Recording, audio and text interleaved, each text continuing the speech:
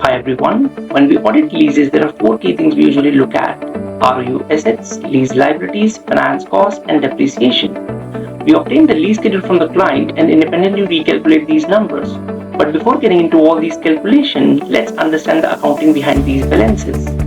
If a company is simply making lease payments, why are not they booking these payments as a rent expense?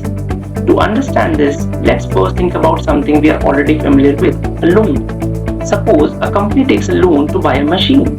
The company records the machine as an asset and depreciates it over its useful life.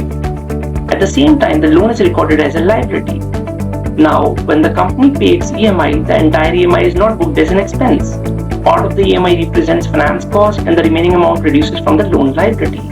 So over time, we have assets which is depreciated, loan against which finance cost and repayment of the liability is recorded.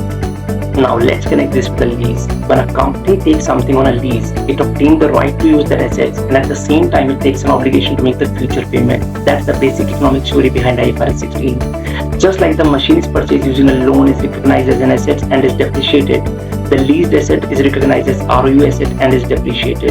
And just like a loan carries a finance cost because the obligation is being settled over time, the lease liability also carries a finance cost because the lease payment is to be made over a period of lease term. And when the lease payment is made, part of it represents finance cost and the remaining amount is reduced from the lease liability. So when you see a finance cost in a lease schedule, we are not saying the company has paid extra rent. We are saying there is a financing element because the obligation is being settled over time.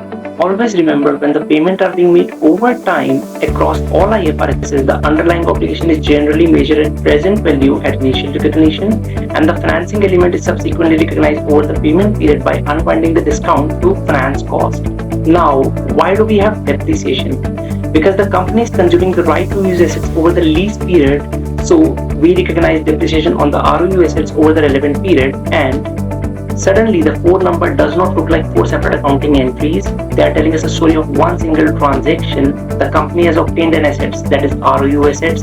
That right is being consumed, that is depreciation. The company has obligation to make future payment, that is lease liability. And because those payments are to be made over a period of time, that's why we have finance cost. The cash payment is then used to settle these lease liability. All these balances are interconnected. For example, if the lease liability is wrong, it can affect the finance cost and the closing liability. Same way, if the ROU asset is incorrectly measured, it can affect depreciation and ultimately the profit and loss account. So all these balances are connected, and once you understand how these balances are connected, lease accounting become much easier to understand and ultimately much easier to audit. That's it for this video. Thank you for watching. I'll see you in the next video.